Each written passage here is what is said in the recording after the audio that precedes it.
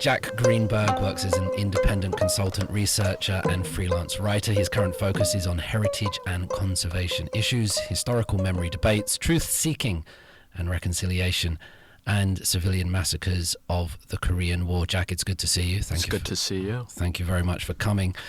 One of the last times that we saw each other, Jack, was at a shaman event. That was down in Songnam City. So let's start with that if we can, because whether past or present, religion always plays a role in human society. Yeah. You've done a lot of work on shamanism. Can you help us understand it? What have you seen? What is shamanism as a lived reality here in South Korea? Where to start? It's a big question. Yes. So, I think we should regard shamans as ritual specialists. That's a good way to think of them. In the press right now, there's a lot of negative portrayals of shamanism, that it, is responsible for corruption in government, that it is all about superstition, that it's an obstacle to modernization.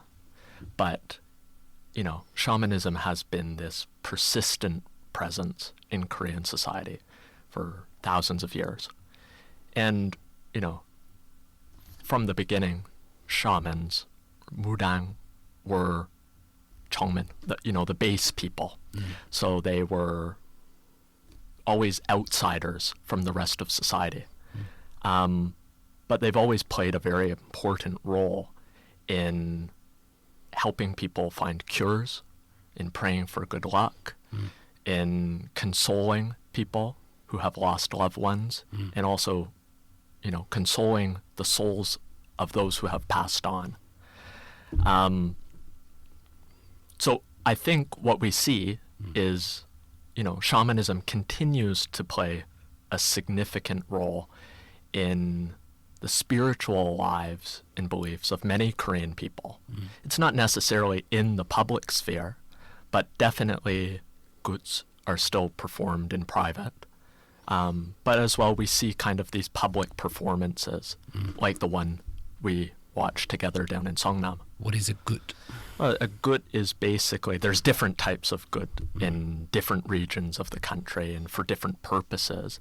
But it's basically, you think of it, there's three real actors in a gut. There's the shaman, there are the spirits, and the one that a lot of people forget is the sponsor. So the gut is where the shaman is communicating with the spirits on behalf of the sponsor for whatever reason. You can hold it for, to improve your economic fortune, if a loved one is sick and is suffering. But this is really where there's dialogue between these three entities taking place. So gut are performed in private, but they're also performed publicly for communities. It's where people come together. Everybody is treated with hospitality. It's an opportunity for fraternity, kinsmanship, and they're fascinating to watch. You don't always understand exactly what's happening. The more times you attend them, the better picture you get. What happens? There's dancing, singing, chanting. There's engagement with the audience. There will be people giving up to offer things. There's, you can think of it as gift giving. Money, there's a money exchange component, but there's also food is offered. And this is offering a gift to the spirits in exchange for their good luck, for them to guard you, to help you in your life. You'll see things like pigs, giant oxen breasts being speared by a trident and held up. And in that circumstance, if it wobbles, the spirits might not be immediately accepting the offering. If it's stable, that's normally an indication that they've accepted it.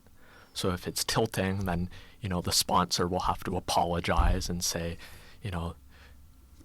we're trying the best we can. This is what we have to offer. They might stick some bills onto the slabs, and if it just, stands upright for a few seconds, then that's an indication that they've accepted it. But and the ultimate goal is you want the spirits to accept the offering, because otherwise something's not working. And there's already a huge amount of money invested in holding this huge production. Wow. But it's fascinating to watch. And there's one that's held regularly in Seoul, over in Eunpyeong-gu at the Gumseongdang, and that's Professor Yang. That will be probably held next in April, mid-May this year. So for people listening, if you're in Seoul at that time, it's definitely something you want to check out. It's a sacred event, isn't it? It feels that you're leaving the secular and entering the sacred. I would say so. I think some of the ones I have attended, there's people who are very invested into it, and you can tell they sincerely believe in the rituals that are taking place, and it holds significance in their personal lives. It's not just a performance for them. I think sometimes foreigners attend them and see it as a spectacle. And if you remember in the one in Songnam, we saw the shaman climb up on the twin blades. In those circumstances, there's some performance, and you're trying to show the audience that the spirits are allowing them to perform these paranormal acts. But at the same time, people really take something away, I think. Yeah. And we saw all sorts of people at that performance, at that good. Yes. There were men, women, old, young, children. Yeah, that one was interesting because it kind of coincided with a local festival. I think shamanism in Korean society is somewhat unique because women play a very significant role. Many shaman are women, many sponsors are women. Oftentimes there are female spirits. And, we talk a lot about Han, but I think Han is definitely an element because for each of the actors involved, there's some element of Han. They feel aggrieved in some way. They're holding a grudge. There's pain. And then these rituals are performed to help alleviate that and alleviate the suffering that they feel and trying to get them to a place where they're more comfortable. You mentioned at the beginning that shamanism is about consoling, is about helping, is about alleviating. Yeah. It plays a very important psychological and spiritual role in the lives of Korean people. So why is it looked upon so negatively by the media and press, and the talk of shamanism means superstition and lack of modernity? I think unfortunately, there are people who claim to be shamans or acting as shamans who are, not good people and are engaged in fraud or, carrying out scams and trying to exercise political influence. And their purposes are nefarious. So unfortunately, when these things happen, it's a juicy story. It's tantalizing. We want to look at it. And then we tend to paint this whole history in a negative light. In the media, there's entertainment value. Obviously, there's the drama, The Fiery Priest. That was a little old, but I think the first episode starts with a male shaman holding a gut, and he's collecting money from all the villagers, but he's trying to dupe them. And then the priest shows up, and he's there to save the day and scare off the con man shaman. So we see that, and there's all been, I'm trying to think, the glory. Yeah. There's entertainment value. The glory cast shamanism in a bad light, but I think we forget it also didn't cast Christianity and Buddhism in the best lights either. But, because there are spirits and there is paranormal instances involved in shamanism, we want to look at that, and then it's hard to look away once you're attuned to that. Did you watch Pamyo? The I English did name watch Ex-Humor. Yeah, I did watch that in the theater. Interesting movie. There was another one, I think, Savaha. That I saw that. I found that one a little bit more interesting than Pamyo. Yeah, so I think there's a trend, right? Even the dark nuns, the ones that is in the theater right now. Okay. With Song Hye Kyo. From The Glory. Yes, Beyond. There's, portrayals of shamanism in that film as well, juxtaposed against Christianity and such. So I think when the audience wants something, then there are obviously filmmakers who capitalize on that and see a trend that they want to follow. There's material there, ultimately. It's trendy and it's modern and it features in movies and dramas, but it's, as you said, it's also very traditional, isn't it? It's very old in Korea, older than Christianity, older than Buddhism, Taoism as well, I would probably posit. And so that's rather interesting, isn't it? That it is actually perhaps more Korean than any others, and yet it's looked upon negatively by some. Yeah, and I think, as you said, there are other religions that are more modern in Korea than shamanism, but they have also drawn on shamanistic elements for their own benefit.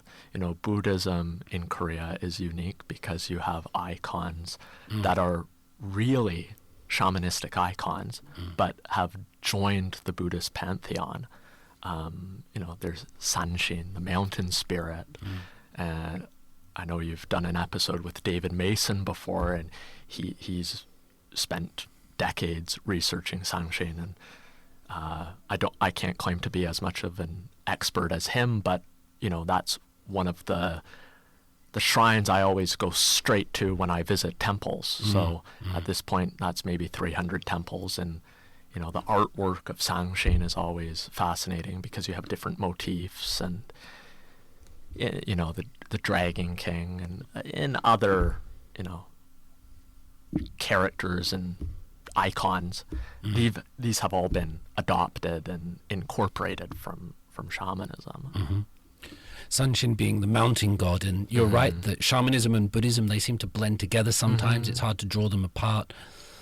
This question is a little bit of a generalization, so forgive me, but do you find, despite the modernity, Korean people still to be quite superstitious? I mean, everyone's superstitious in every country, but I have students changing their names. They go to fortune tellers, they go to Saju, and are we in the same ballpark when we talk about these things, or is shamanism completely removed? No, I think some Koreans are definitely... I think there's some fear of the unknown when it comes to shamanism. I think there are some young people who are frightened of it in a way because they see it as this dark arts sort of thing, and they haven't necessarily had exposure to it growing up in a village as people did decades ago. I have some different shaman paraphernalia in my apartment, and my wife doesn't like that being out in the open. It has to kind of be kept in my drawers, or I'm not to pull it out when she's at home. Is this a trident or a pig's head? I have a fan with all of the different deities on it. And so yes, she does not like or want to come to the good with me. I think she's gradually, maybe she'll come to the next one. But I think for young people, there's fear of the unknown. Do you have a sense of the size of shamanism in Korea? By that, I mean the people, say, performing in it, engaging in it, or does it get an oversized representation in the media? I can't speak to exact figures, but I think what's interesting is that even if you are a Christian or a Buddhist and you claim that is your religion, or that you're no religion, you may still be you may find yourself in circumstances where you consult a fortune teller or attend a gut or seek out the services of a shaman. So I think in that sense it's hard to say, are you a practitioner of shamanism, or are you somebody who is open to using it when it is needed, or when circumstances demand that you be open to it? It might have been David Mason that said Korean people are Confucian by day, Taoist by night, and they go to shamans when they have a problem. Yeah. That it's a sort of a way to solve problems, or Yeah. to get peace of mind, at least, to seem to be taking action. Shamanism and politics. We're going through impeachment trials of a sitting president, and this impeachment and the previous impeachment, stories of shamanism revolved heavily around both of these conservative Korean presidents. It's very, it's a recent phenomenon, because it used to be that the state and those in positions of power didn't want to have anything to do with shamans. During the authoritarian period, shamans were basically oppressed, right? At Gyeryongsan, for example, down near Gongju in Daejeon, there was all of these shaman practitioners who basically had to disguise themselves as Buddhist nuns in order to carry out their activities. But at the same time, I think the state was somewhat receptive to them. In the 1988 Olympic opening ceremony, I think we saw shamanisms as performers, but when the state chose to leverage shamanism, it always was done very carefully, that this had to be something that was compatible with advanced society, and that the international community would see as a respectable representation of traditional folk culture, and not as something that is irrational, superstitious, backwards, and a hindrance to modernity. And then I guess we could also talk about shamanistic influences in the pro-democracy movement. So, back in the 80s, shamanism was viewed positively by these students and laborers and different people who were fighting for a new society where people were treated like human beings. And this started in like 1965, where Kim Chi-ha invoked a spirit of national consciousness. And then in 1972, you had shamanistic performances to invoke the spirit of the April Revolution that brought down Lee Seung-man. And then in the 80s, that kind of intensified, because when Lee Han-yeol was killed by the tear gas canister at Yonsei, and when Park Chung-yeol was killed at Namyong by the anti-communist police, there were shamanistic performances on campus to appease their spirits. Wow, I didn't know. There was a professor, I think her name was Lee-ju 교수, 교수님, Mudang 교수님. She passed away a few years ago, but she performed these dances, and she wore, the traditional clothes, and they had blood stains on them, and she was trying to console the spirits of these students who had passed. And, dance is one thing, but the shamanistic dances are another, because they draw the audience in. the democracy movement was all about trying to bring people together, to foster fraternity, foster greater equality in society, and these performances helped to do that. So, and then this continued even when they were having the 1987 election.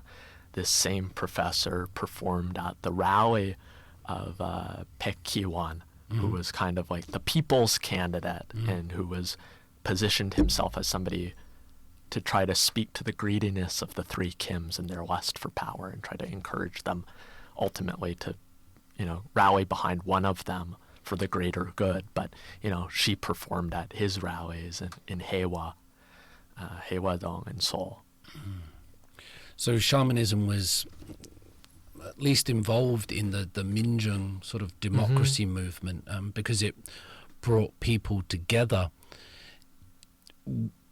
Does that mean we need shamanism today then? Because the Minjung was pivotal in South Korea, and you said that at the beginning shamanism was involved with the base people, I believe was the term that you used, the oppressed, those without power, and it was a way to bring them together so that maybe they could challenge power.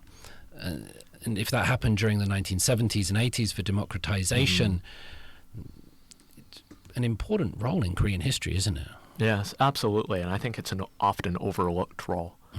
The Minjung movement is fascinating. It's something I'm trying to learn more about. There's not a ton in English, so it's good. It's forcing me to go and consult a lot of Korean books, and I'm looking forward on Saturday this week to going and interviewing Shin Hak-chol, who is a very prolific artist from the Minjung movement, and he has a retrospective right now in Gwangju at Gwangju Shirupmisulgwan. Wow.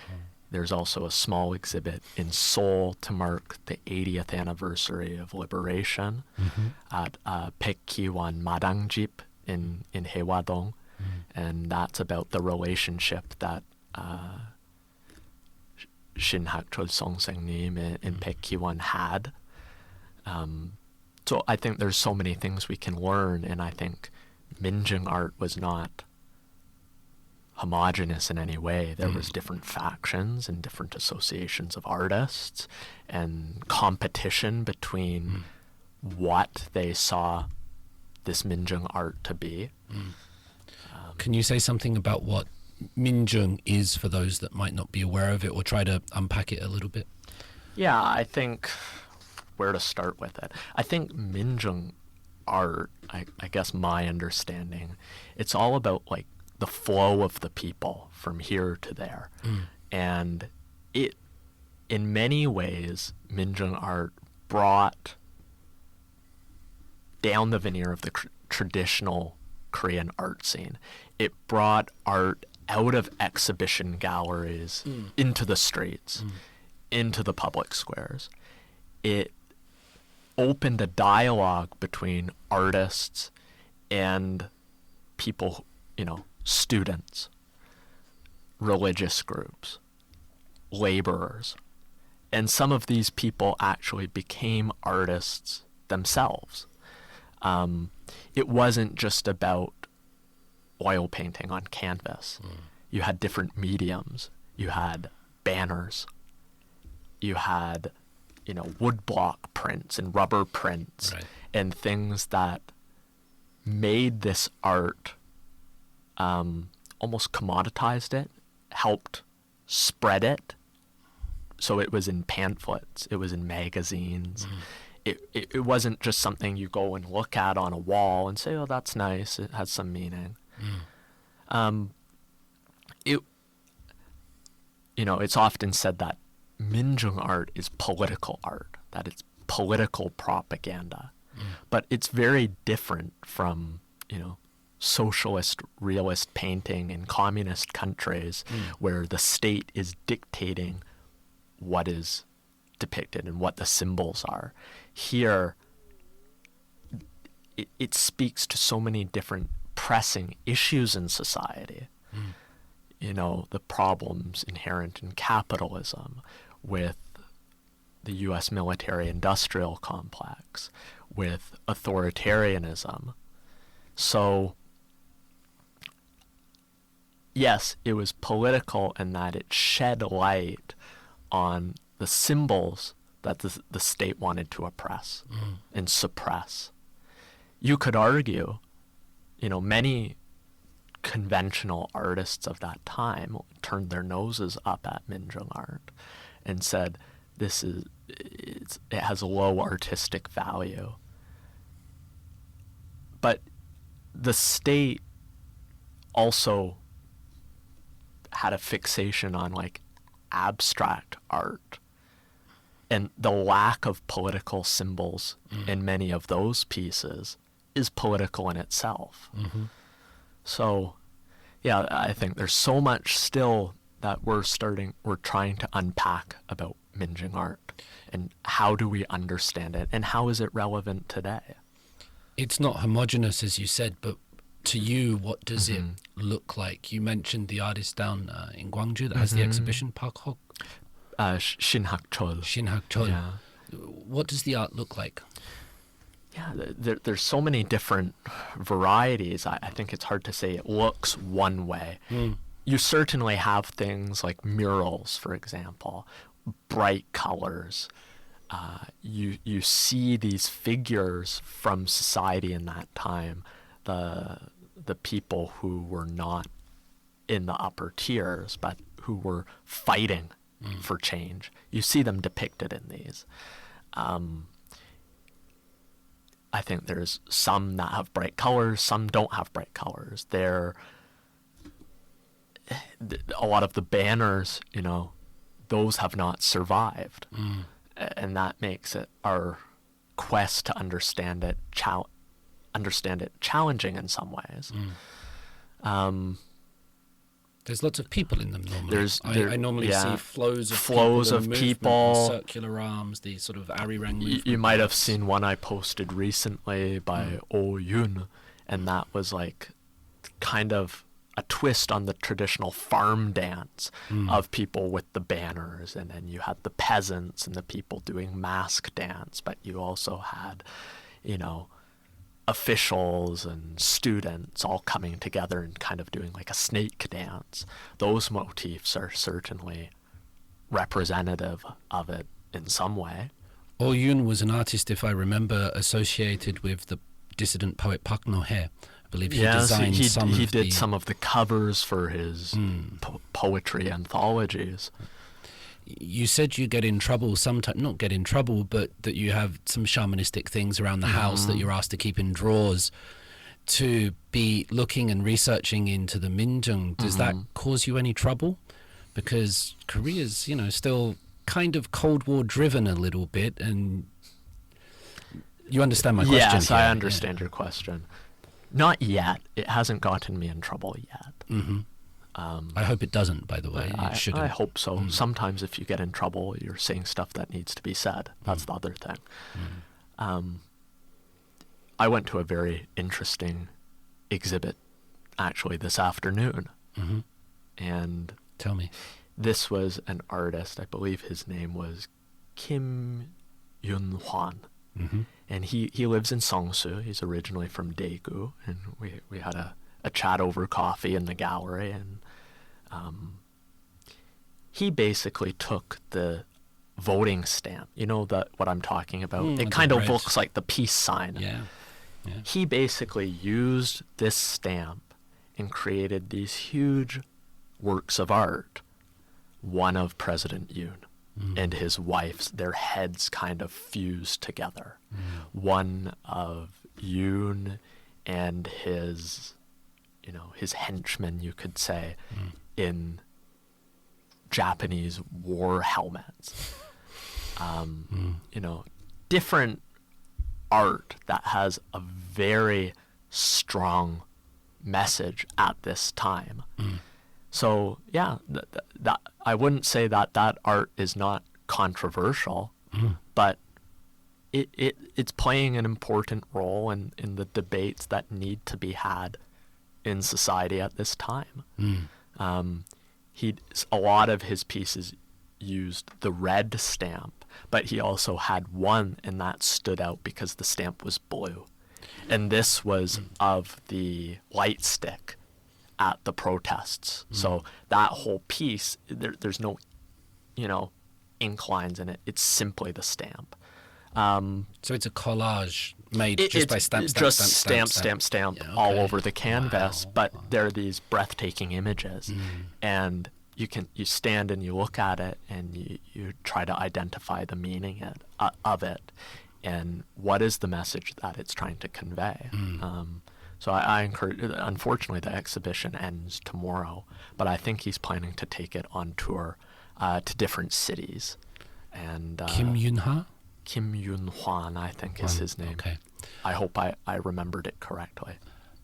In satire is important, and when we talk about sort of Minjung art, it's sort of, or Minjung in general, it's about consciousness awakening, becoming a political subject, and being active. It's about breaking out of the identity that the state and capital try to impose upon the people, and allowing people to find a voice and act as political animals in a way, but for a productive purpose.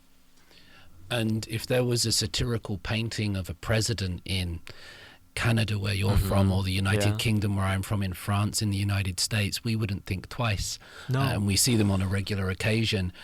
If it was in China or North Korea, there would be very difficult to find any existence of those. Here in South Korea, it's... Well, I unfortunately don't remember the young man's name, but there was a cartoon he drew at the beginning of Yoon's term of office, where Yoon was like Thomas the Tank Engine. I remember it. You probably remember that. Yeah. And I'm sure some of the people listening remember it as well. But that cartoon created all sorts of controversy, because rather than just laugh it off and view it as it was a satire, it was seen as defamatory. And then, you have to be very careful what you say here because of the defamation laws. But yes, I think that there are definitely Korean satire artists who are doing excellent work and meaningful work. And I think we should see more of their work. And ideally, it would be seen both in Korea and outside of Korea. And just like I'm sure they look to foreign caricature artists for inspiration. One of the reasons I like your work is that you explore these artists and these conversations that are taking place, because the media doesn't. We're often fed stories about celebrities and scandals and K-pop idols, and not to say that these aren't important, but the work that you do is very difficult to find otherwise. Especially in English. There are definitely good publications who put a lot of attention to it in Korea. Hankyoreh is one example. There's other sites like Oh My News, where there's a lot of citizen journalism. But I'm definitely, my interest goes off in that direction. And there are all sorts of unresolved historical issues that I have worked on already, that I continue to work on, and I find it's kind of like a domino. Once you start with one, you get put on the path to another, and they're all interconnected in some way or another, because if there hasn't been a proper reckoning with history, these issues bubble up, and they ultimately affect all the events that come after. This is not a question that I wrote down to ask you, but you've mentioned Kim Ji-ha. We've talked about Park No-hye.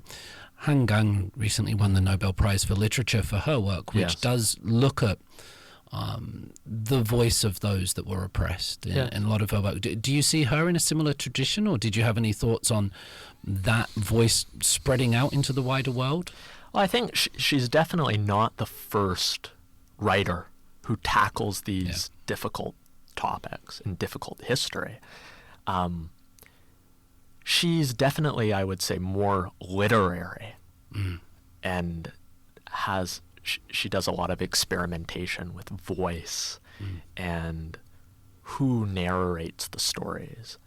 And a lot of her work is meaningful, and I think she deserves all of the recognition that she has received. Zhou Zhonglei, the writer of Taebaek Sanmek,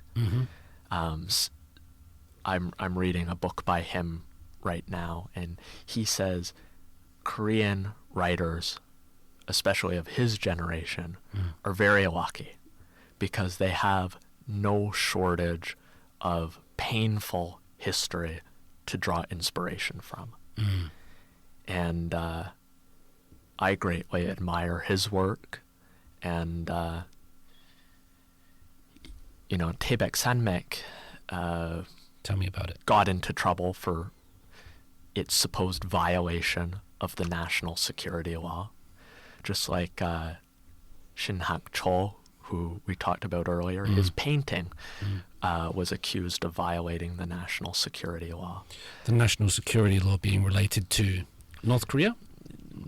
Often the cases have a North Korean element to it. It accuses people of praising the North if they take some sort of position that is not in line with anti-communism. Hwang Seok-yong, in a similar tradition, Yes. who's put in prison for many years for visiting North Korea. Dangerous question, but is there a North Korean element? I don't mean a fifth column, but I mean sympathy or any manifestation in that Minjung or surrounding artists? Does it appear, or is it a media bogeyman? I think those who try to denigrate it will often say this is pro-North Korea. But when you ultimately look at some of the people who are accused of being red and communist, their aspiration is not to live under Kim Jong-un, Kim Jong-il, or Kim Sung-il's dictatorship. It's for national reunification. And they see the people of North Korea as their brethren, who they have been separated from for almost 80 years now. And what is depicted as communist sympathies in a lot of the work is really the aspiration that the two Koreas reunify. And that, unfortunately, has gotten them into trouble. And it's strange because people in North Korea are not allowed to see that art. They're not allowed to read those books because the state forbids it. North Korea won't allow its citizens to access the outside world, to see things that it doesn't seem appropriate. And by South Korean governments forbidding other people or trying to push back against Minjung art in its country, it's repeating the same behavior. Well, yeah, North Korean materials, you can't access them in South Korea. Yeah. There's, at the National Library south of the river, they do have a North Korean reading room. And you have to fill out all sorts of paperwork to just go in there and consult anything. And you can't bring North Korean publications into the country. Say you go to visit North Korea, or you acquire them in China. Those are forbidden materials here. So, yeah, when the government talks about unification, and this was the case all throughout the dictatorships, was that it's unification through fervent anti-communism. The people aren't the ones who get to have a significant voice in determining what reunification looks like. Unfortunately, today, there's a lot of young people who are just so completely disengaged from issues of unification. They don't see it as something that is plausible within their lifetime. But again, there was a quote that Joe wrote in this book, and it's that for thousands of years, it was one Korea. even if there's another 100 years to go before the two Koreas get unified, the ultimate time that they were separate becomes just a small blip, right? Yeah. The future, yes, it may be difficult right now, but I wouldn't turn my nose up and say it's impossible. Think about the future if the two were to come together. You know, you might say it's crazy optimism, but I don't think it's something that should just be discounted. Nations rise and fall. We think of them as these permanent institutions in our lives, but history shows that that's not necessarily the case. There's a rising cosmopolitanism amongst young people, I think. However, obviously we have mixed families and children. We have TCKs, third culture kids, Korean Americans. There's an engagement with the wider world amongst South Korean youth, amongst some of them, that might not necessarily share this interest in the Minjok or in this shared one race idea that sometimes would be the basis for unification under the Minjung, and we should say here under the Korean left as well. Yeah.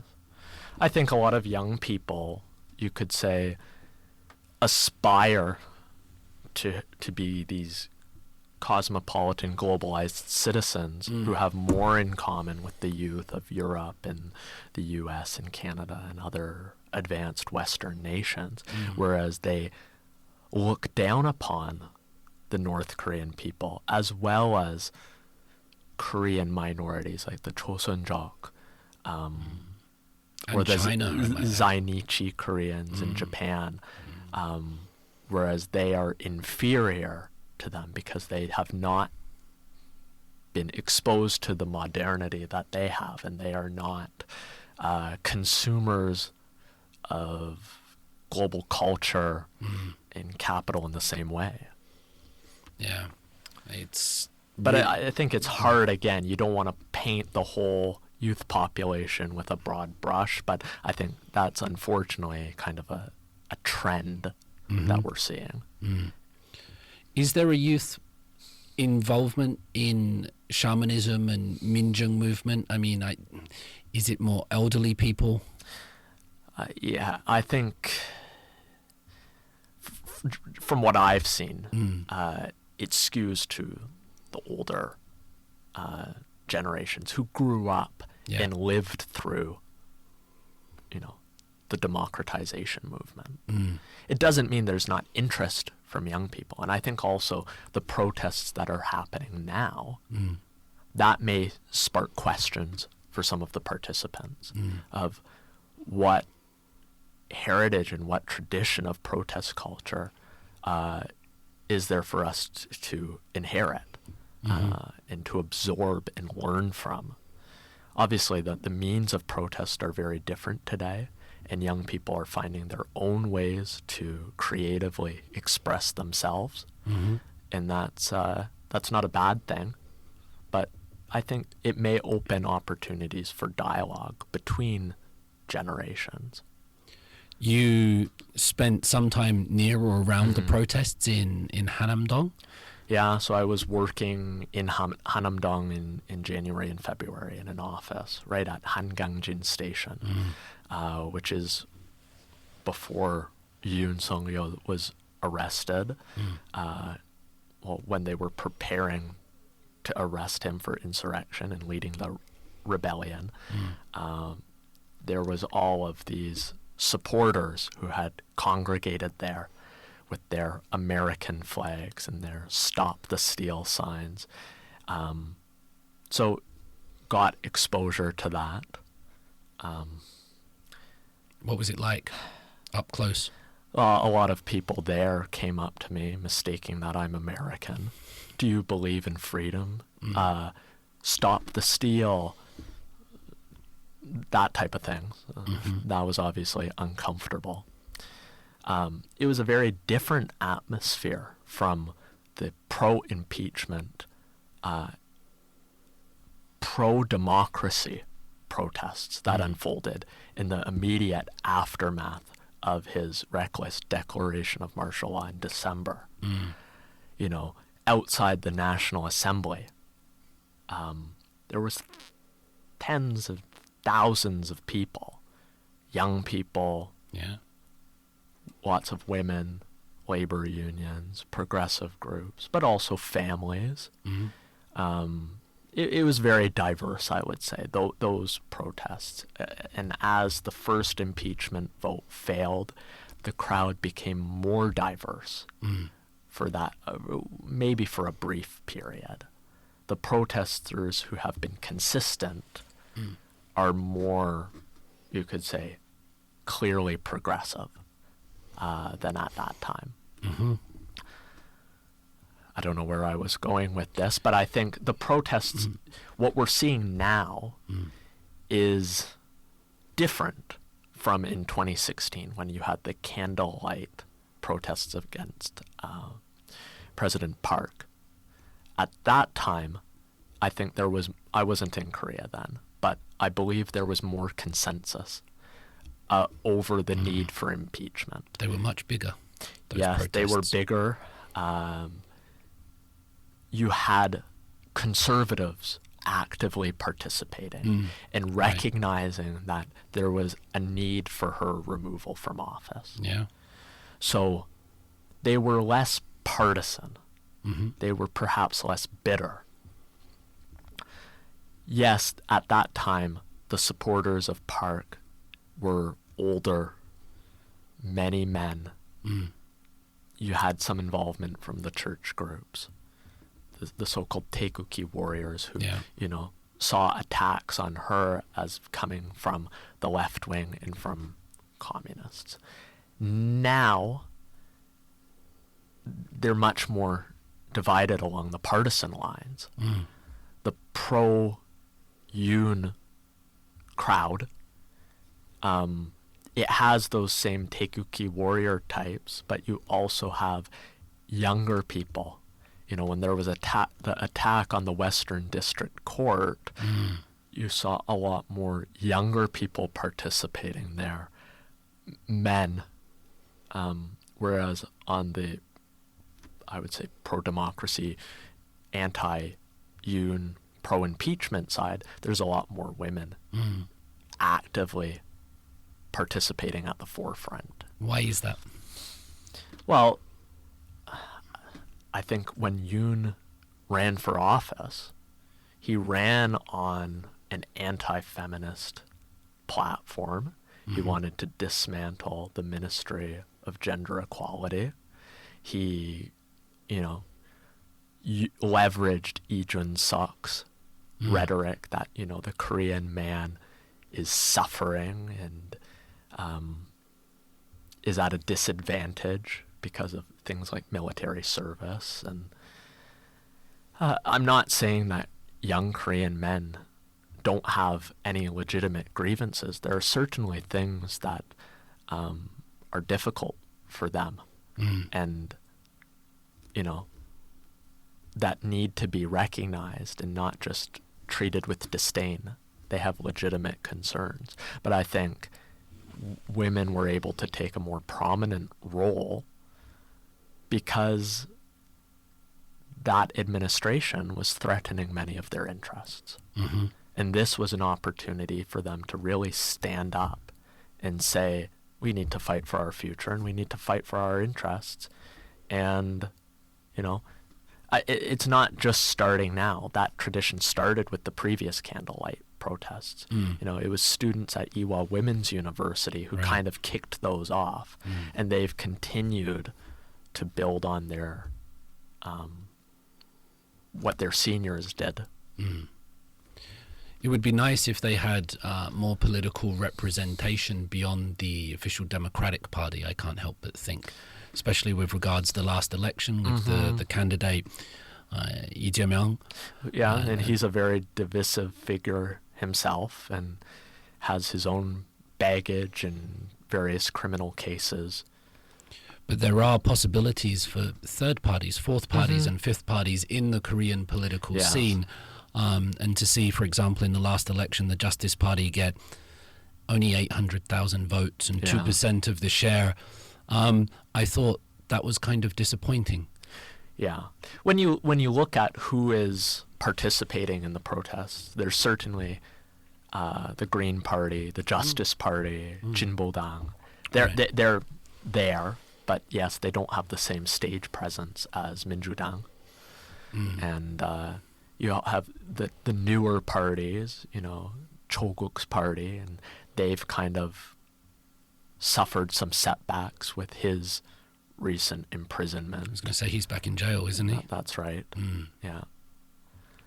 And it might be going that way for Lee Jae-myung, or maybe on a suspended sentence. I don't know, but that's coming up in March, and then President. There are so many unknowns, right? I think, Lee Jae-myung has sparked some controversy in the past week by saying the Minjudang has kind of really been a centrist, conservative party, and so is there trying to be some realignment in order to speak to the other side and broaden the tent? But I think he's also worried about his own cases and perhaps hopeful that an election is called before those are concluded.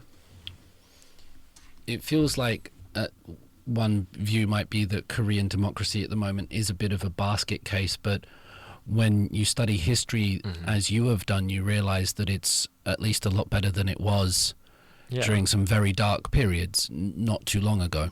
I think what we saw in December, especially on the evening when the martial law was declared, we saw that many Korean people do not take their democracy, however fragile it is, for granted. They turned out very quickly. There was hundreds of people who showed up at the National Assembly to help the lawmakers enter the building and ensure that this martial law was quickly repealed. They look back at the history and see that their forefathers fought tooth and nail for it. And they're not going to let it go without a fight. I mentioned the darkness of Korean history as being a way in which we can look upon modernity more positively, because we sometimes compare South Korea to advanced nations elsewhere, and Korea's history is only recently become a democracy. You've spent a lot of time looking at Korean history in ways that other people don't do. You look at uncomfortable truths, you look at tragedies that have been covered up for political or economic or other reasons. Can we perhaps explore some of these things, the difficult things that you look at, Jack? Maybe I'll start with talking a little bit about what got me interested in Korea. Sure. When I was at McGill, I did 2 undergraduate thesis projects. One of those was about the history of mental health in Korea, starting from the colonial period up until really the early 2000s. When you look at mental health, the history of it in Korea, institutionalization was colored so much of that. But there was also these group confinement facilities. And when I talk about group confinement facilities, what do I mean? These were places where people who were at the bottom dredges of society were taken against their will. Sometimes because they actually did have a mental illness or mental health condition. Sometimes just because of their scrappy appearance. The word we often use to describe them in Korean is burangin, kind of like a vagrant. And these people were seen as polluting society and as hindering the quest towards modernity. So they were between these officials of these private social welfare, and I say social welfare in quotes, facilities, that the state outsourced responsibility for these people to. State officials and then the operators of these facilities, they colluded with each other to, kidnap these people off the street and lock them away in these horrendous conditions. Some people might have heard of 형제복지원, the Brothers' Home, which was in Busan, and that's probably the most famous case of a group confinement facility. There was over 600 people who lost their lives there. We can't say it was a concentration camp akin to something like Auschwitz, but forced labor took place there. When was this? 형제복지원, there was various entities under which it operated, but from the 60s until the late 80s, I think the Brothers' Home mental hospital didn't close officially until 92. But the director of that facility assaulted the inmates, deprived them of food, misused the subsidies that were supposed to be used for their care. Some were beaten to death in his office. The corpses of some of the inmates were then sold to universities and were used for dissection and medical practice. There were women who were taken to this facility while pregnant, and one of the latest articles I wrote was about how the Truth and Reconciliation confirmed that 31 children born in the Brothers' Home were sent for overseas adoption. And that there was collusion between these sorts of private social welfare facilities and then the adoption agencies. And this wasn't only in Busan, it happened in the Chungcheong region, it happened in Daegu, the Daegu Hope welfare home, Daegu's municipal home for vagrants. So there was a case that was just announced yesterday, an ex officio investigation to another facility in Busan that preceded the Brothers' Home. So it was across the country. And under Chun Do-won, there were anti-vagrant ordinances that were promulgated to take these people off the streets, especially in these cleanup campaigns that preceded the Olympics. It was all about making the venue cities attractive to foreigners coming to Korea, whereas these people were seen as getting in the way of that, and they suffered tremendous human rights violations in the process. When did people start finding out about this? You obviously researched it for your undergrad at McGill. The first time, for the Brothers' Home that it was uncovered was actually in the late 80s. The opposition parties in the National Assembly tried to conduct their own investigations and bring this to light. The Brothers' Home did get closed at that time. They tried to investigate other facilities, like one in the Daejeon region, but these lawmakers who went to investigate were assaulted themselves by the staff when they tried to get in there. So those cases have taken until the Truth and Reconciliation Commission to really get greater awareness to them. Do you think there would be much consciousness of the Brothers' Home? Sorry, in English, what is it? Brothers' Home in English. Yeah. Brothers Welfare Center is another name for it. It's so sad how the name is generally sounds so nice, and yet the history is so dark. Is there much consciousness of it in modern Korea? If you were to say to somebody, sort of, I think people now maybe are familiar with the name 형제복지원. They don't necessarily know the history behind it, what unfolded there. They know it was a tragedy and maybe that there were human rights violations. But there are other incidents like the Sosan Pioneer Court. These were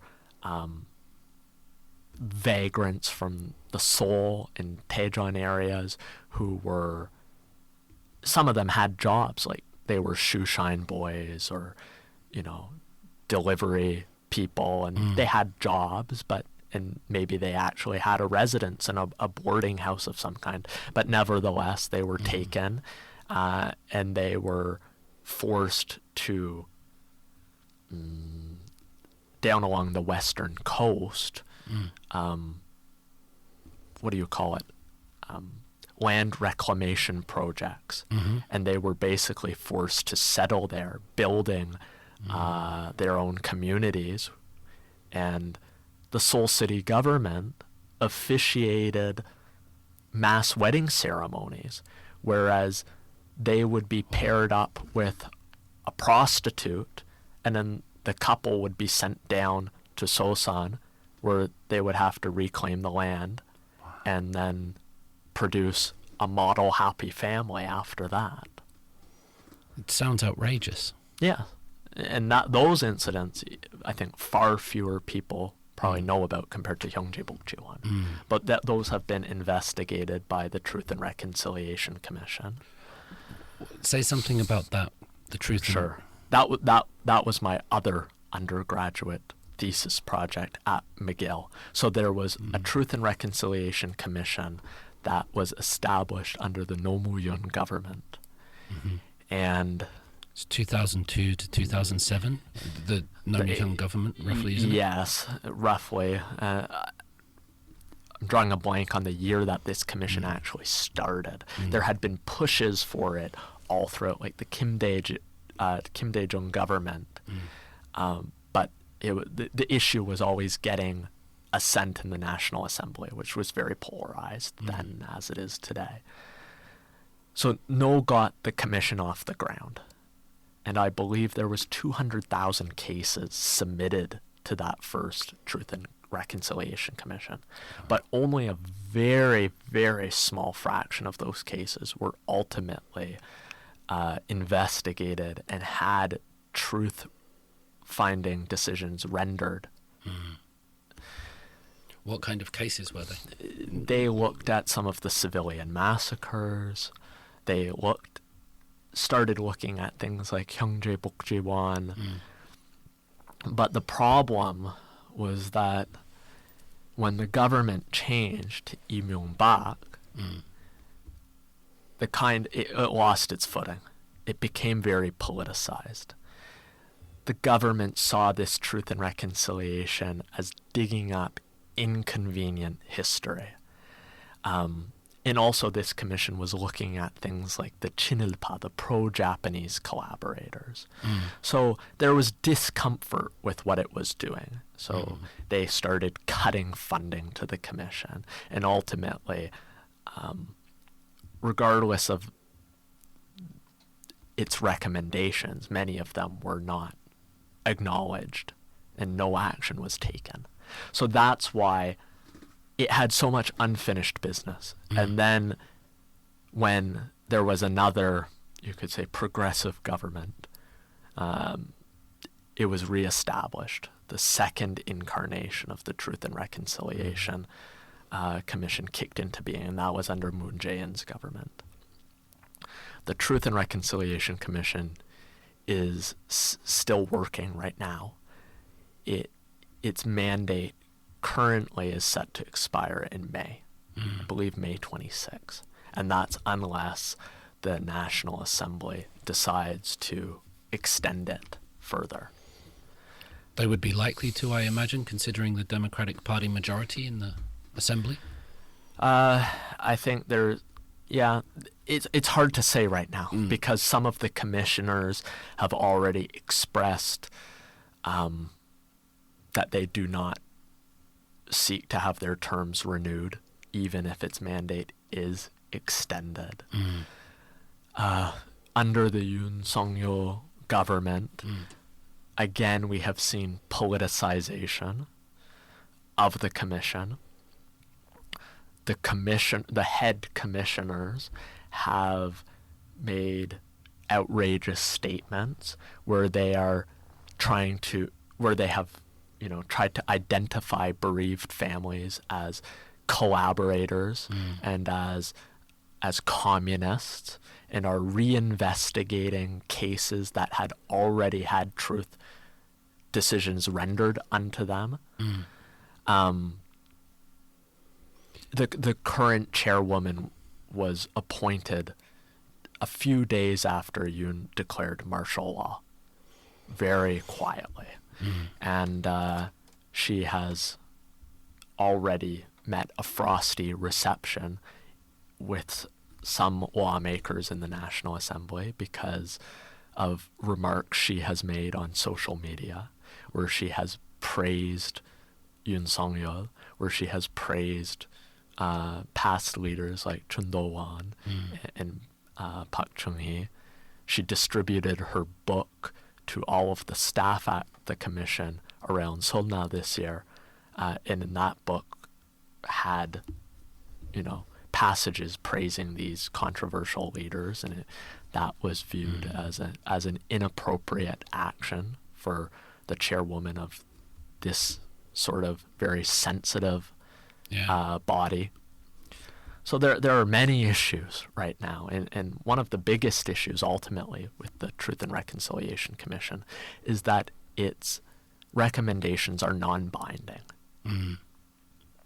So what happens is you can get your truth decision if you are a victim or a bereaved family, but then you face all sorts of other uphill battles. For example, you may have to go and argue the case in court, and there are various, you argue it in a district court. You win, you are awarded compensation, and the honor of your relative or your own honor is restored. But then the government appeals that, and you have to go to the next court, and that could take years. It takes a lot of effort.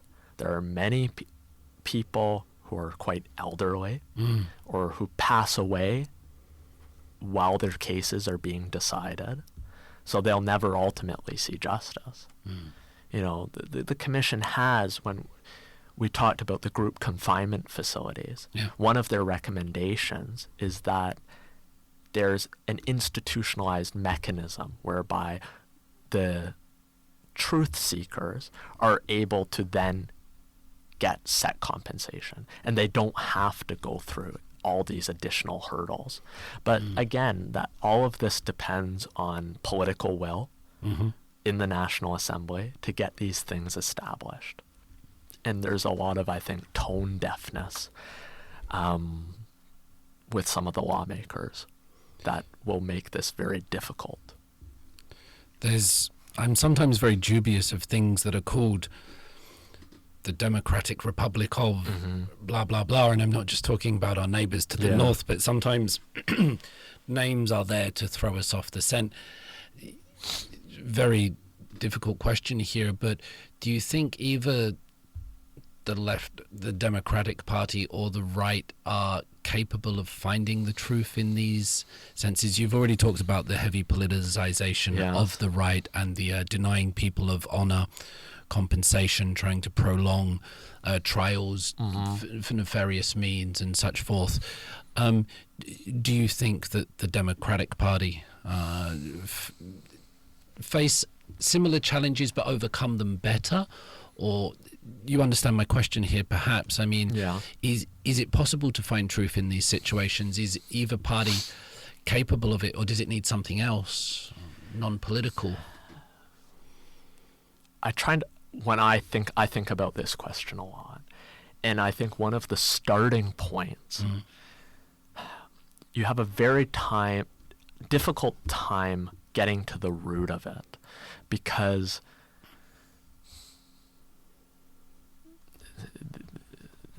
this could get me into trouble, but I'll say it. The Chinilpa, the pro-Japanese collaborator issue, is one of the biggest obstacles to truth-seeking. Because when Korea was liberated, the issue of collaboration was not addressed. Right. The Lee Seung-man government shook hands with these collaborators and returned them to their previous positions of influence, whether it be in government or in the police, because at that time, the priority was not addressing collaboration. It was fortifying anti-communism. There was American support during this as well to put these people back into positions which they previously occupied? Absolutely. And obviously there's an important security relationship with the United States that persists to this day. And we haven't had a proper reckoning of that 5-year period after liberation when the Americans were here as an occupying force. So ultimately, until today, there are people in the political system who have benefited from the collaboration issue not being resolved. The descendants of collaborators continue to enjoy positions of significant influence in politics as well as in business. And that's why when history is taught in the schools here, you don't get the full picture because the curriculum is distorted in many ways to downplay that history of collaboration. It's,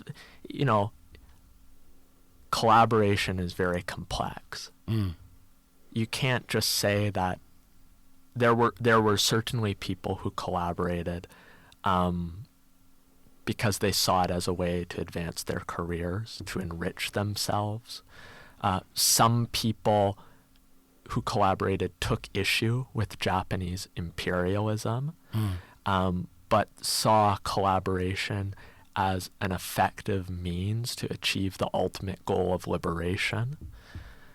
Some felt that they had no choice and that it was something that needed to be done to protect their families.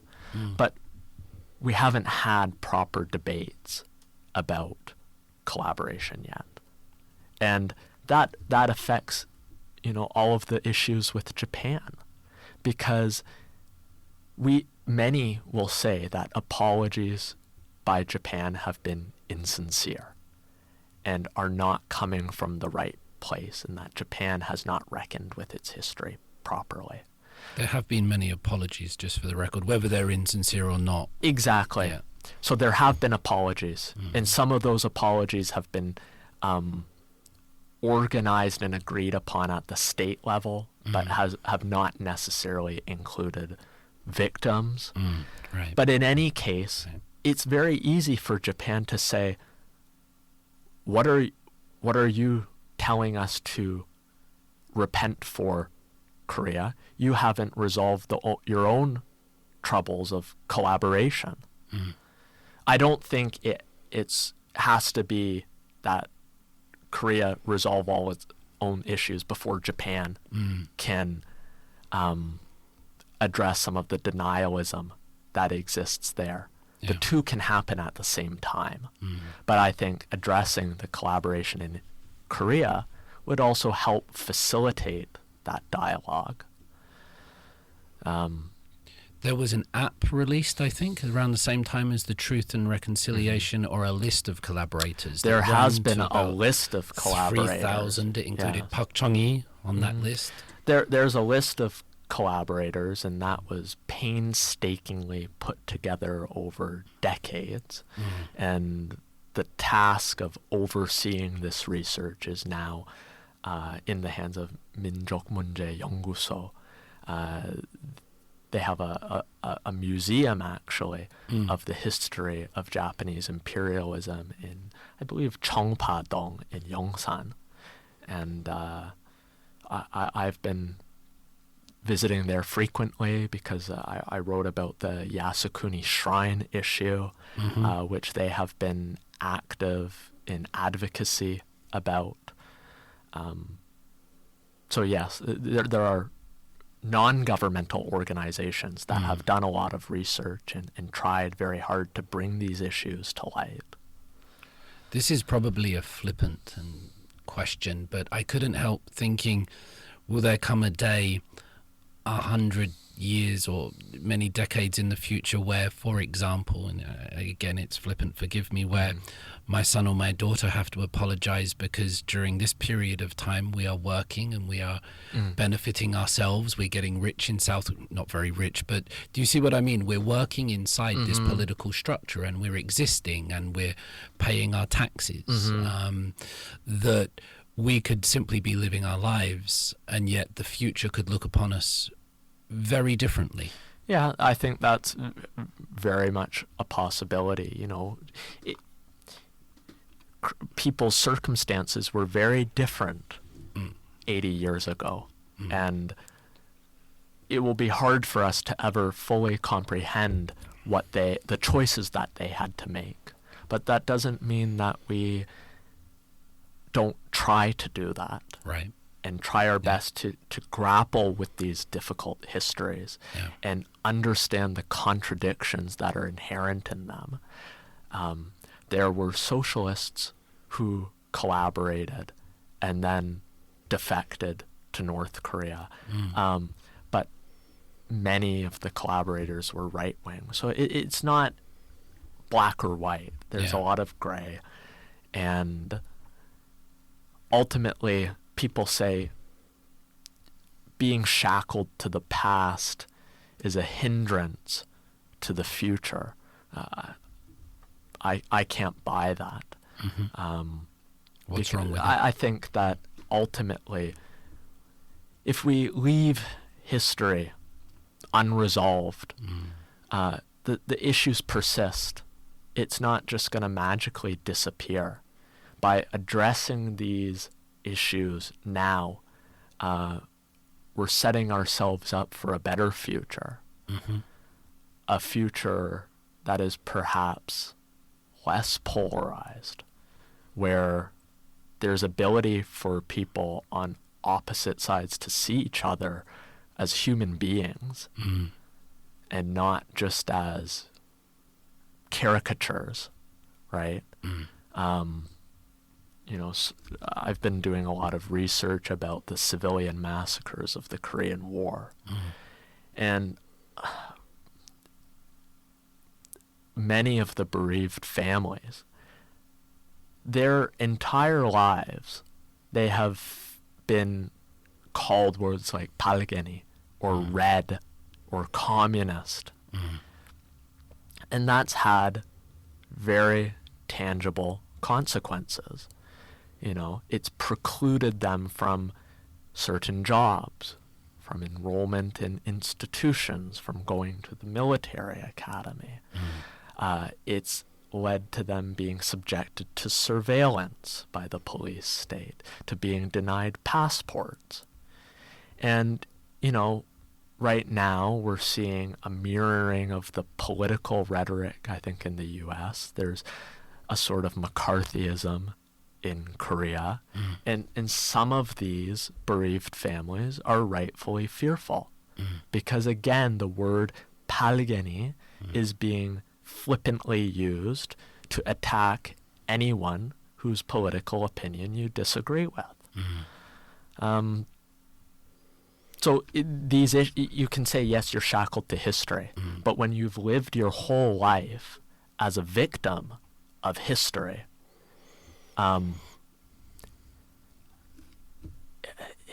yes, I think I can get very passionate about it because sitting across from these people and listening to the horrible things that they've had to endure in their lives, but also hearing about the resilience that they have shown.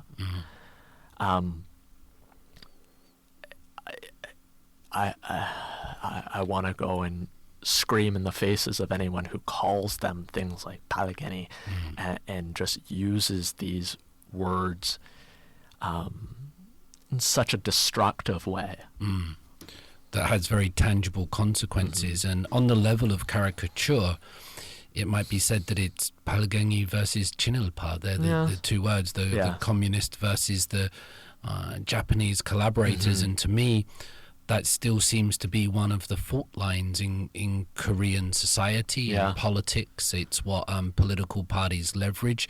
It's not so much about sort of a woke culture or immigration that we find in Europe is a big touchstone. Sometimes it's not always as much about gender, but these two things. And what I like that you do, Jack, is that you go and actually speak to people and listen to their stories, which is getting away from the caricatures. And I see the work that you do online, that you go and have, what was it, radish and sweet potato? Was that the meal? Kimchi and sweet potato. Last Friday, I was in Daejeon. My wife and I went, and I'm very lucky because she helps me often with translation and interpretation. I can only do so much on my own, not being a native speaker. I still have a lot to learn. But yes, we went to Goryongol, which is in Daejeon. Daejeon is where I lived for a year when I first came to Korea, because that's where I did my language studies at Chungnam National University. But Goryongol was a site of a civilian massacre of the Korean War, where anywhere from 2,000 to 8,000 people were slaughtered. Wow. And I had made arrangements to go interview the head of the Bereaved Families Association. Slaughtered by whom? North Koreans, Chinese, American? Mainly, Korean? These were by Korean police, military, right-wing militia. So Korean on Korean. Yes. There were also massacres in the Daejeon area committed by invading North Korean forces.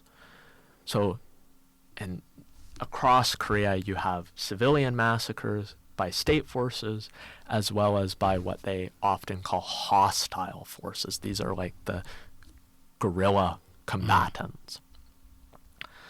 But in this particular incident in Daejeon, it was the state.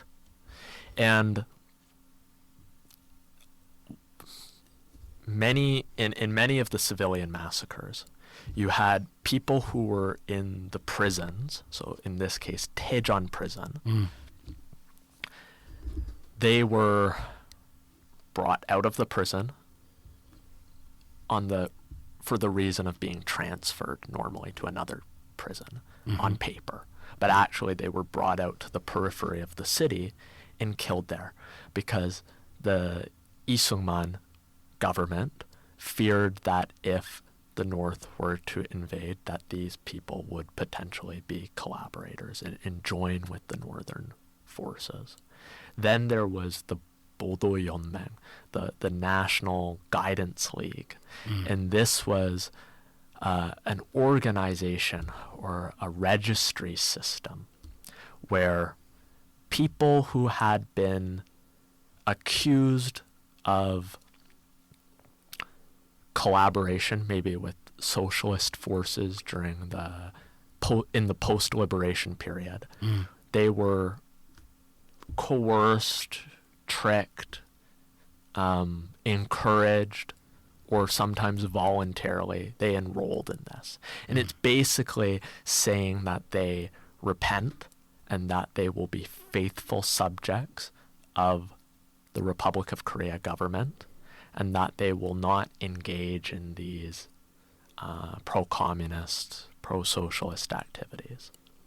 And in exchange for registering, there was the assurance that they would be supported in, getting a job and getting, different sorts of subsidies, and that they would be protected by the state. But then these people were rounded up, put on the backs of trucks, and slaughtered as the war intensified.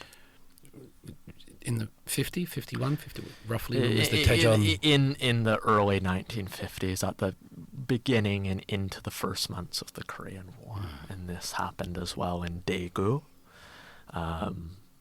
Right now, the areas I've been concentrating are Daegu, Yeongcheon, Gyeongsan, in Gyeongsangbuk-do, as well as in Daejeon. Okay. And there's different regional variations in the contexts of the massacres and who the victims were. So, like, for example, in Daegu, that's where the October uprising started. And this you could call the first democratic uprising in the post-liberation period. And it was against the U.S. military government. Daegu, in around 1946, was suffering from all sorts of issues, from cholera, that had started because of flooding, to famine, because of reckless grain requisition policies of the military government. Under the military government, land reform did not proceed as quickly as the peasant classes expected. There was suppression of labor unions. So ultimately, at the beginning of October 1946, the people of Daegu rose up. Daegu is now the most conservative city in the country, but it was very socialist before. And in that case, many of the participants of the Daegu uprising and in the uprisings that followed across the region, they were registered under the Bodo League, or they were imprisoned for the roles they played, and then they were massacred. And then also in these massacres on the mainland, you had Jeju victims, Jeju 4-3, because Jeju did not have its own prison, so the prisoners were shipped off to Gwangju and to Daejeon and Daegu and Cheongju and etc. And then when the prisons were emptied out, they were massacred in these sites. So the Jeju massacre, or Sasam, is becoming talked about a lot more.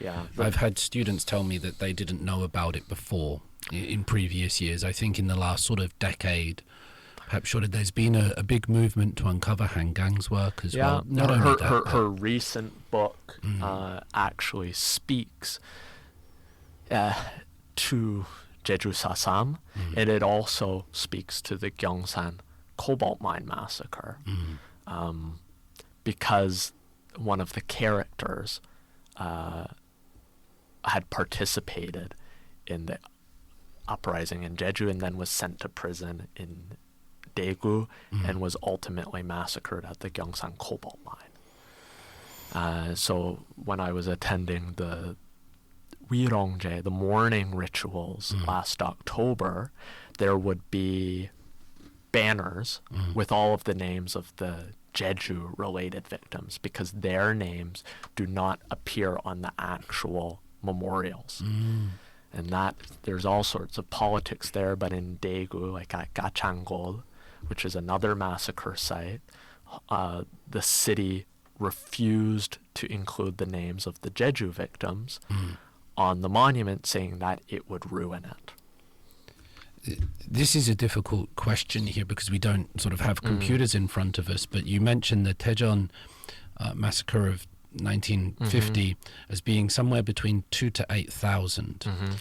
Now, Gwangju or Ilpal, the different numbers go around, and really different numbers. I mean, I want to say I've seen some numbers that seem to be looking in the right direction. Please correct me. A couple of hundred. Yeah, there are some, yes. And then they can go up to a couple of thousand. They can go up to a couple of thousand or even more, Jeju seems to be one of the bigger ones as well in terms of any numbers on the... I sometimes they say 1 million victims overall of civilian massacres across all of Korea during the before, during, and after the Korean War. Yeah. So in some senses, and you could argue, but the Isungman government has more blood on its hands than the number of people who were actually killed in the fighting between the two militaries. Yeah. More civilian deaths during the Korean War than many other conflicts because it was a fluid front line. Yes. So rather than just trenches and soldiers, it was people. Yes. That bore the brunt of and it. people got caught. Villages didn't necessarily always move. So at one point, they might have the Republic's forces there, and they may provide food and assistance to them. But then the North might invade and take over that village. And then at that point, they have no choice but to, give their rice to them, give them shelter, help them. So, and many of the massacre victims, there was all sorts of guerrilla struggles during the post-liberation period, that very chaotic period. Yeah. Some of them became members of the Bodo League simply because at night guerrilla forces would come down to their village and demand rice at gunpoint. And then at that point, yes, they gave rice, but then later they would be dragged off to prison or inscribed in the Bodo League and ultimately killed.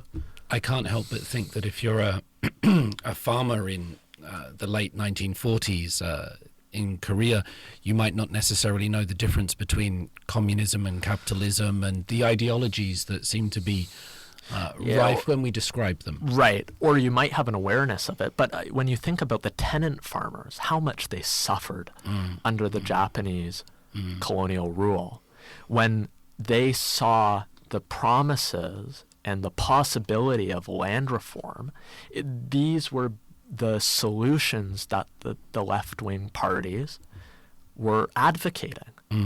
So I don't think it's unreasonable that these parties enjoyed popular support. Right. Because the positions that they advocated would drastically improve the conditions of so many people at that time. And then we often forget too, like in places like Daegu, the food and the sanitation situations, those were exacerbated by the returning countrymen who had come back from Japan when Korea was liberated, that had returned from Manchuria. So all of these people returning, they needed housing, they needed jobs. So the system as it was structured needed radical reform. Right. And that's what prompted people to participate in things like the Daegu October movement. And we talk about Gwangju, we talk about 1960, but I think many people in Daegu don't know about the October uprising or revolution. And as you say, Daejeon and Daegu and many other incidences, and there would have been those taking place in North Korea as well, of what is now North Korea, but at the time, which we know probably far less about, we're highlighting here at the moment, Jack, the various Korean on Korean massacres, tragedies, blood, loss of life, and it's all resulted in a land that's still divided and a people that are still separated. And a casual look at the discourse would often paint external actors as the belligerents in these situations, whether it's North Korea, Japan, or China, or even America. Is it a little bit uncomfortable to be sort of looking at and saying, this is what Korea did to Korea? Yeah, it is uncomfortable. And I think, I do have hope. Because I'll give you one example. In Gyeongsan is a satellite city of Daegu, very conservative. It's not at the political level that we see reconciliation happening. But the possibility of reconciliation is being shown to us by the actual victims. The Gyeongsan Cobalt Mine Massacre, 3,500 people killed. In a very gruesome way. We went to the site of the mine last October with 2 bereaved family members, both of whose fathers were killed there. Basically, the massacre happened with people being taken to the top of the vertical shaft, 8 people tied together. First, they shot each person and pushed them into the mine. Later, they found it was more economical to use 1 bullet. Shoot the first person, they fall, they drag 7 people behind them, then they light kerosene and drop a match into the mine. Horrible. Just crimes against humanity. So that happened there. And they have their annual Wirongje memorial ritual. And the Gyeongsang cobalt mine of 3,000 deaths. That was what year? This was, again, same time frame. Early outbreak of the Korean War over the summer months. So the politicians don't really show up to that.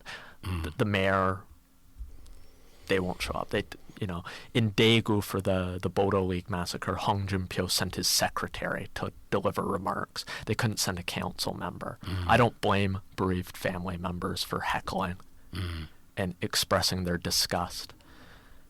But and then in Gyeongsan there was the Baksari incident, and this is where guerrilla left-wing forces came into a village and they massacred a small number of people there. And that case was investigated by the Truth and Reconciliation Commission. And yes, the people who were killed there were killed by left-wing. And again, those are crimes that need to be addressed. When they have a much smaller memorial, the police force shows up, the mayor shows up, the Korea Freedom Federation shows up. And it's important to mourn all of the losses that occurred.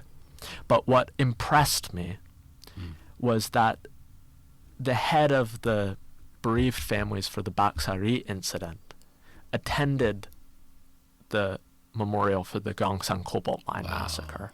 And in previous years, the directors of the Bereaved Family Association for the Cobalt Mine, they had attended the memorial for the Baksari. So on that level, they're starting to see each other as humans. They were both victims of the politics of the times, of the war, of the infighting, of the political situation. So I hope that in the future, there can be more dialogue between the victims of both sides, as well as future generations, their descendants. I think there will be, because unlike some other countries in this region, democracy in a free and open society, and Korea is certainly not perfect. But as you've documented since the start of this conversation and your work, it's possible to go and see dissident artists. It's maybe one day they won't be called dissident artists, they'll just be called artists, but it's possible to share these stories and to talk about them. And while there's an element of trepidation still that perhaps persists, nevertheless it does persist and it does exist. And that wasn't necessarily the case in the past, and again, it's not necessarily the case in many other countries. No. Not just in this region, but elsewhere. And I think it's important, especially for me to say, I'm not a Korean, so there's always sensitivity there uncovering this history. And Korea is not unique. The state, in many other instances, is responsible for atrocities. I'm from Canada. We've had our own Truth and Reconciliation Commission that has looked into the crimes against Indigenous people, and the recommendations that commission has made remain unfulfilled. And I was listening to a podcast a few months ago, and they said if all of those recommendations were to be acted upon in Canada, we wouldn't see their fulfillment for another 60, 70 years. Wow. So Korea is not unique in that regard. No. But in all of these incidences, we need to have these debates. We need to have the courage to talk about them.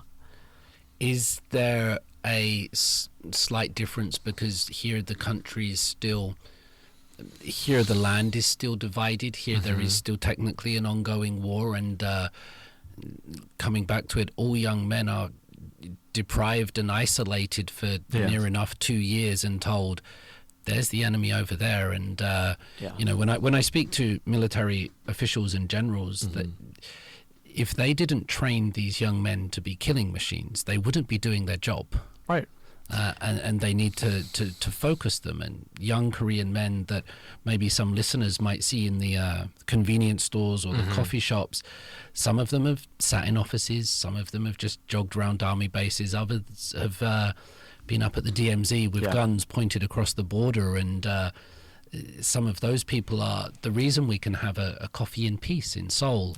That's a reality which is very different from other parts of the world, isn't it? Absolutely. And I think it brings us back to the issue of, you know, peaceful reunification. So many of these issues the main obstacle remains the division of this land, and that there are two regimes who each manipulate history and memory for their own survival. The state wants to manipulate memories of the past and show that a strong state is needed for security and ultimately the perpetuity of the regimes and for the country to survive.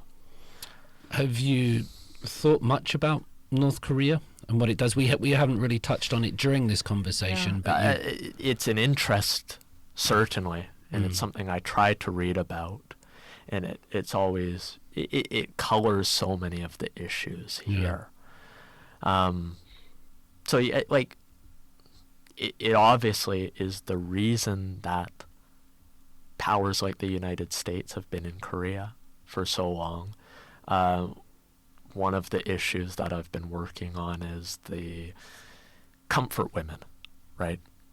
And obviously most listeners will be familiar with the Japanese comfort women. But I think what a lot might be surprised about, or maybe they've heard about it and don't know an awful lot about it, are the American military comfort women, right?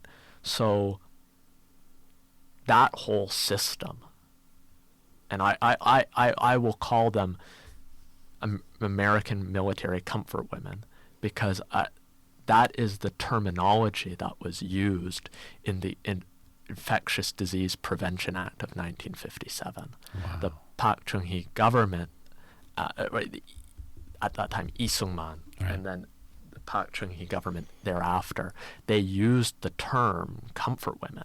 Now, the state was not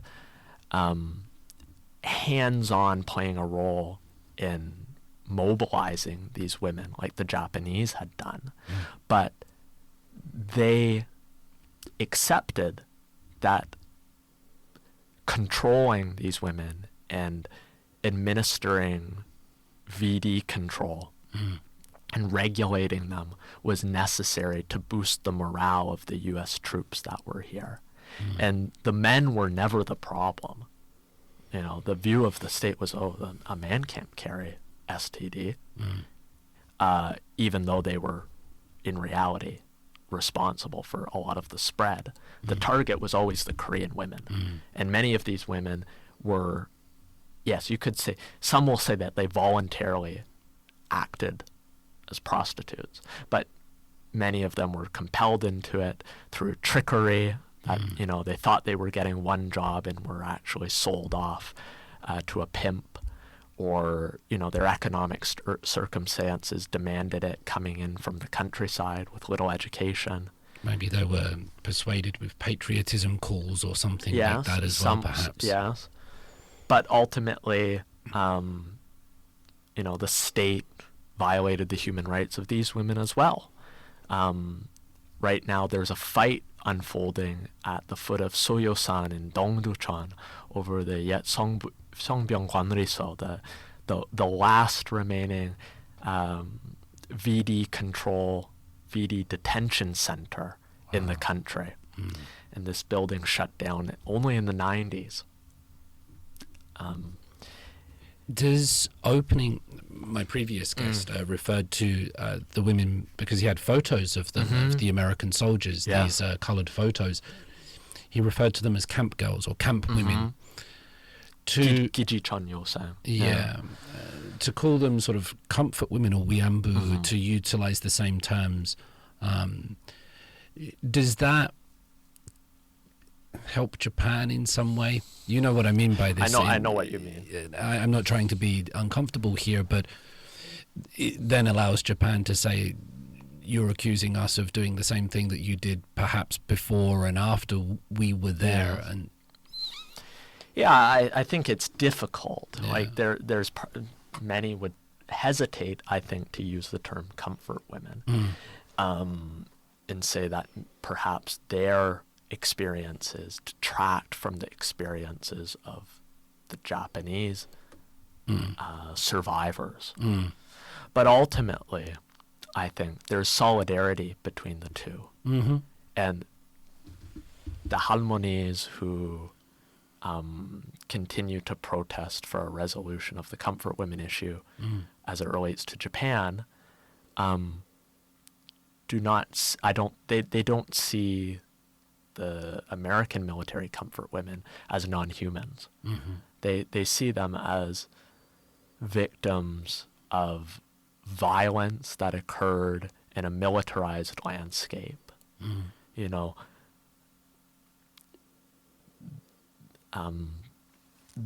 there was one of the Halmonis who passed away very recently. Halmoni being grandmother. Yes. Yeah.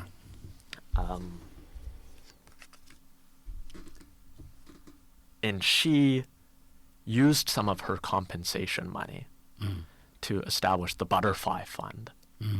And that wasn't only about Korean comfort women. It was about the nature of violence all around the world in conflict zones, whether it be from Vietnam to the Congo.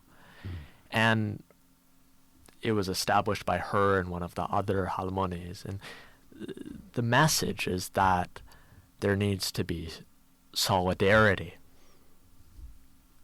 in Korea, outside of Korea, to address these problems and abuses that come from conflict. One can only hope that we're getting there. Yes. I think in South Korea specifically, we've seen the eradication. We've seen the gradual disappearance, at least in the physical space, of areas of prostitution. Because when I arrived 20 years ago, they shocked me quite a lot. But they were visible throughout the city in ways that I'd not really seen, other than sort of venturing into a specific part of Amsterdam where you knew and expected it. But in South Korea, or in Seoul rather, I was up in Dongducheon playing concerts with rock and roll bands, and I would walk through the street and you could see, wow, this is the Juicy Bars or something like this. That does seem to have, I'm not saying it's disappeared, but physically it's disappeared a lot. Yeah, it's in many instances like and not only prostitution is not only disappearing as it relates to the camp towns, but there was also all sorts of prostitution for just regular Korean customers. I live in Cheongyangni, which was once was the largest red light district in Asia, East Asia, and that's all now high-rise apartments. So that whole landscape has been erased. But yes, there are still women who are working in the sex trade, and many of them, they're at an age now where it's very hard for them to think of any other sort of work. They don't necessarily have the skills or the education that allow them to easily leave this behind. But there are organizations doing important work to help them and provide them resources and counseling. One of those is Durebang.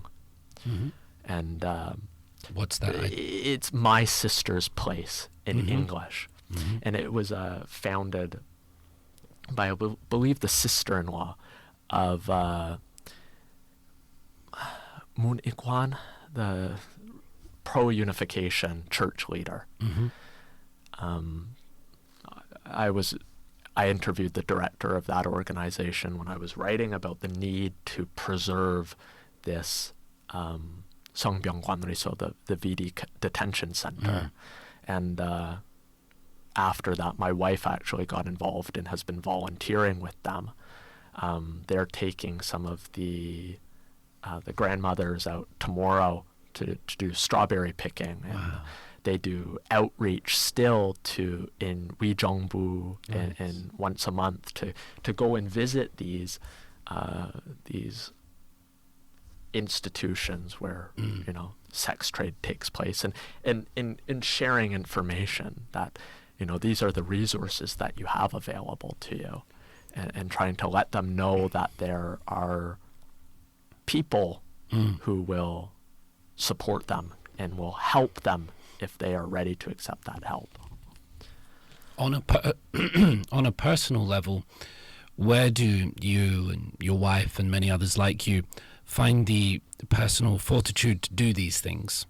Because it's very easy excuse me, it's very easy to look into your phone and be distracted by all the wonderful sparkles and non-stop entertainment that comes at us, but to look at things that might make us uncomfortable, or to look at things that we might be the right thing to do but isn't necessarily the most fun or most enjoyable thing. Where do you find the fortitude to do that, Jack? I think it's just something that I find is necessary.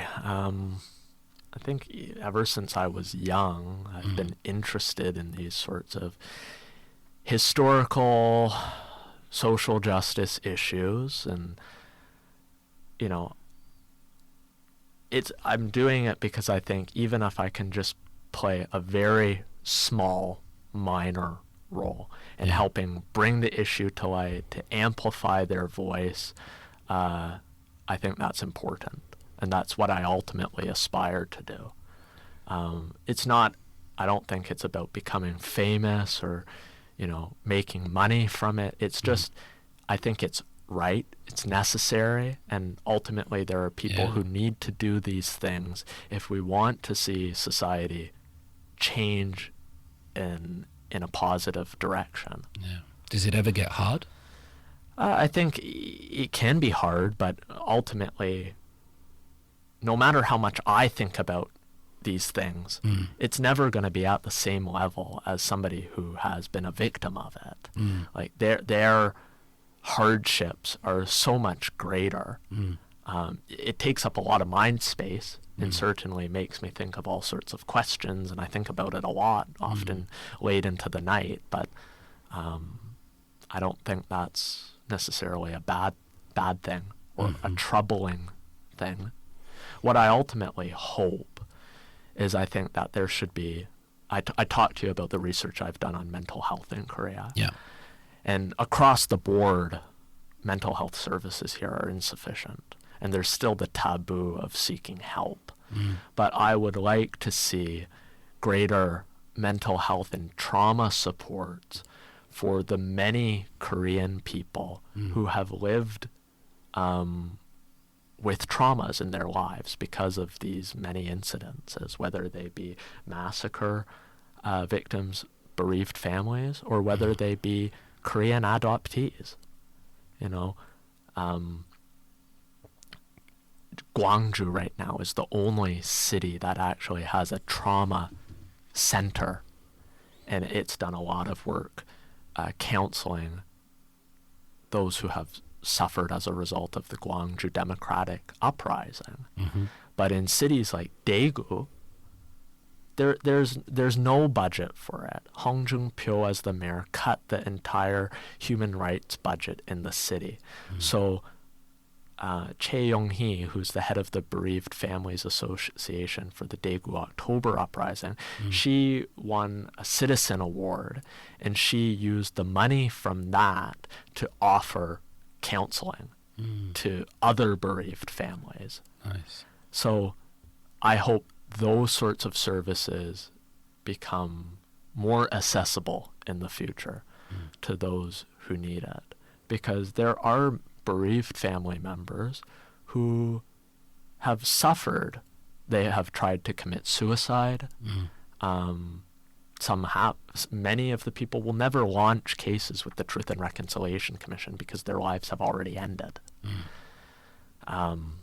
So, yeah, I hope ultimately, if there's one recommendation, apart from restoring honor to these people, it's actually taking cognizance of the suffering that they have endured and helping them overcome that, even if it's just a little bit.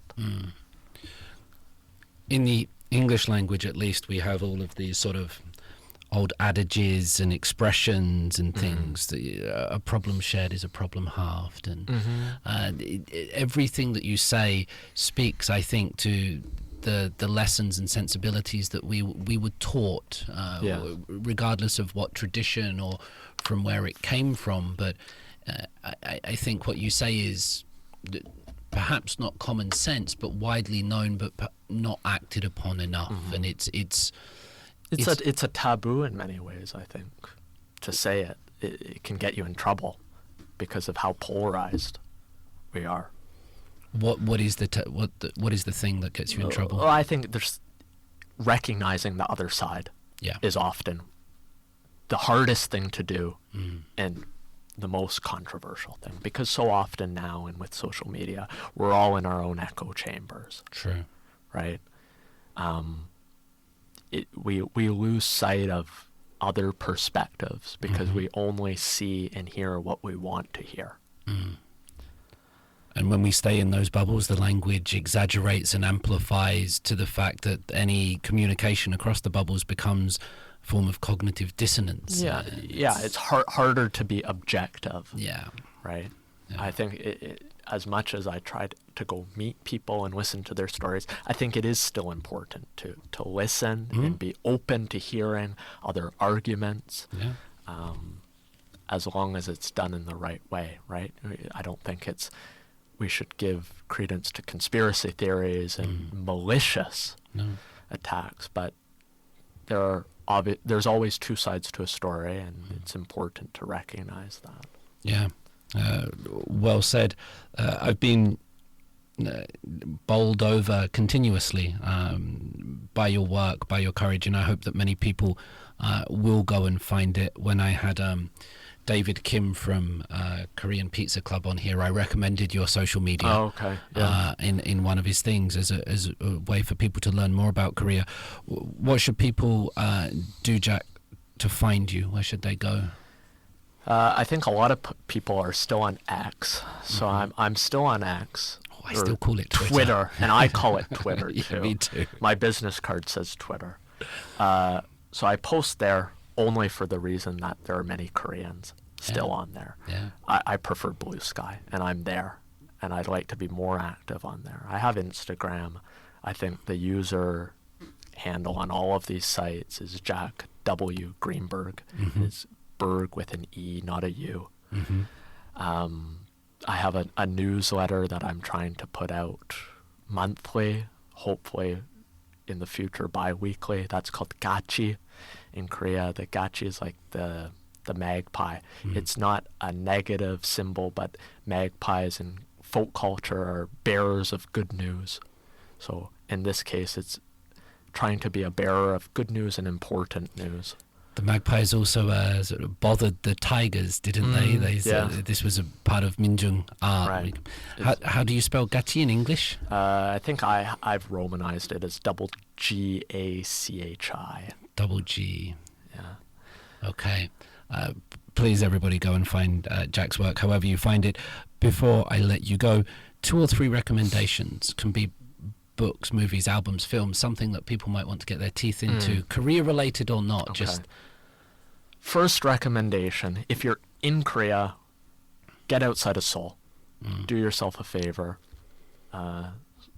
Seoul is great. It has so much history and so many things to see. It's fascinating. I find new things every day just from walking around. But go out to the countryside, go into the mountains, experience that side of Korea. What some people will know is that I now do a lot of farming at my in-laws, harvesting sweet potatoes and chili and garlic, and I never thought I would enjoy that, because as a kid I hated getting dirty. I hated,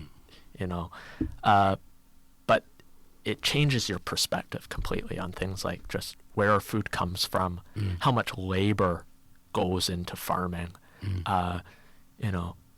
Anyone who turns their nose up and looks down upon a farmer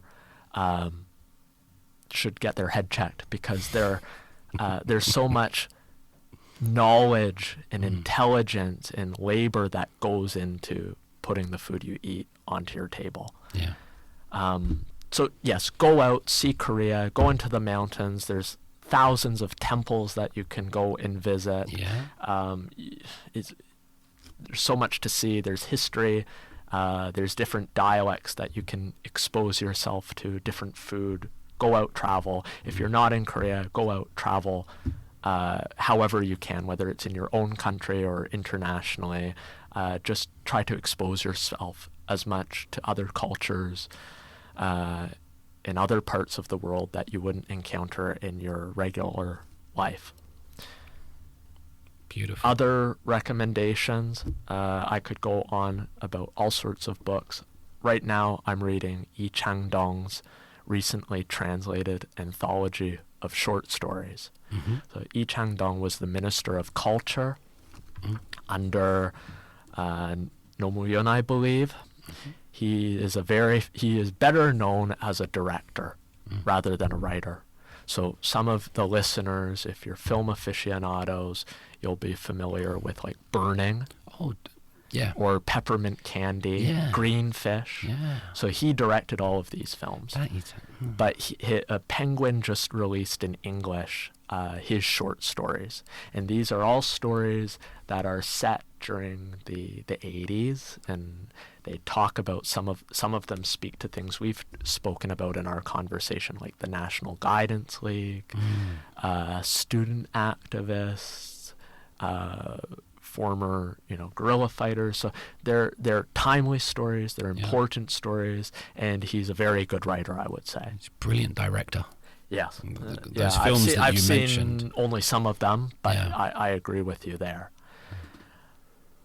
Give us one more, Jack. One more?